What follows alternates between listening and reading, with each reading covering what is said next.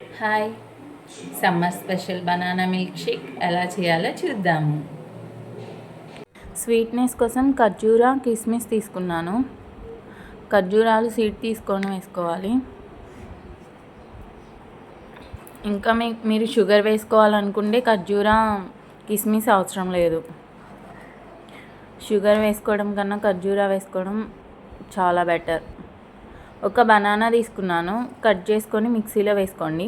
మనం సీడ్ తీసి పెట్టుకున్న ఖర్జూరాలు కూడా వేసుకోండి. 1 స్పూన్ తేనె వేసుకున్నాను. మీ దగ్గర ఉంటే వేసుకోండి, లేకపోతే లేదు. మిక్సీ పట్టుకోవాలి. మిక్సీ పట్టిన తర్వాత ఇప్పుడు పాలు పోసుకోండి. మీకు ఎంత క్వాంటిటీ కావాలో అన్ని పాలు పోసుకోండి. ఫ్రిడ్జ్లో పెట్టుకున్న పాలు పోసుకోండి.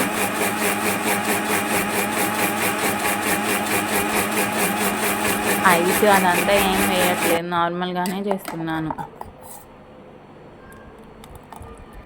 బనానా మిల్క్ షేక్ రెడీ అయిపోయింది. ఇప్పుడు సర్వ్ చేసుకోవడమే. ఒక గ్లాస్లో జీడిపప్పులు వేసుకోండి. ఇప్పుడు మనం రెడీ చేసి పెట్టుకున్న బనానా మిల్క్ షేక్ కూడా వేసుకోండి.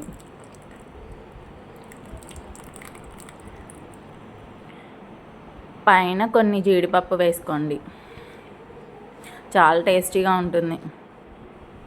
ఒక 1 స్పూన్ బూస్ట్ వేసుకోండి.